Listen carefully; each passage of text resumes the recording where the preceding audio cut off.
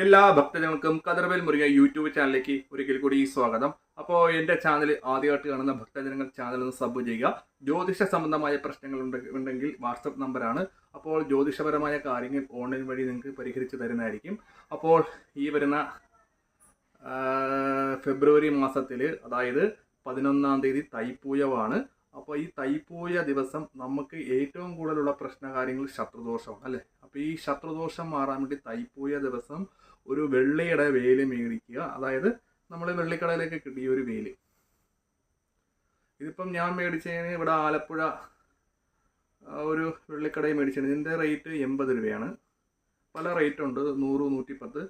അപ്പം ഈ ഒരു വേല് നമ്മൾ മേടിച്ചിട്ട് നമ്മൾ എന്ത് ചെയ്യണം? സുബ്രഹ്മണ്യ സ്വാമി ക്ഷേത്രത്തിൽ തൈപ്പൂയം. നമ്മളെ എല്ലാവരെയും ബാധിച്ചിരിക്കുന്ന ഒരു പ്രശ്നമാണല്ലോ. പരിസരവാസികളിൽ നിന്നും, അതായത് ബന്ധുക്കളിൽ നിന്നും, നാലാധിക്കളിൽ നിന്നും, കൂട്ടുകാരിൽ നിന്നും നമ്മൾ പോലും അറിയാതെ ശത്രുപരമായ ഒരു ദോഷം നമ്മളെല്ലാവരെയും ബാധിക്കും അല്ലേ.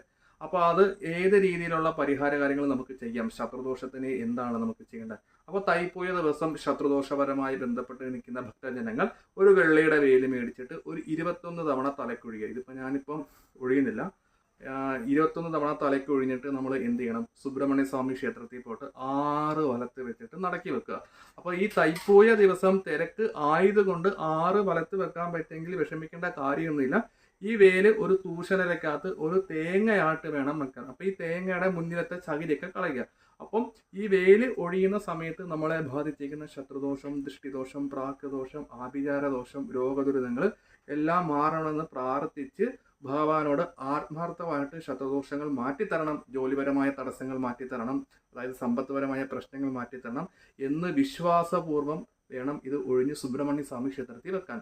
അപ്പം നമ്മളെ ശരീരത്തെ ബാധിച്ചിരിക്കുന്ന നെഗറ്റീവപരമായ ചിന്തകൾ, അതായത് ചിന്തകൾ, ശത്രുദോഷങ്ങൾ, തടസ്സങ്ങളും എല്ലാ രീതിയിലും നല്ല രീതിയിൽ തന്നെ നമുക്ക് പരിഹാരം ലഭിക്കുന്നതാണ്. അപ്പോൾ തൈപ്പൂയ ദിവസം തന്നെ ഭക്തജനങ്ങൾ ഈ ഒരു വഴിപാട് ചെയ്യുക.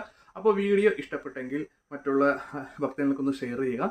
ജ്യോതിഷ സംബന്ധമായി എന്തെങ്കിലും കാര്യങ്ങൾ ഉണ്ടെങ്കിൽ ഈ നമ്പറിലേക്കൊന്ന് വിളിക്കുക.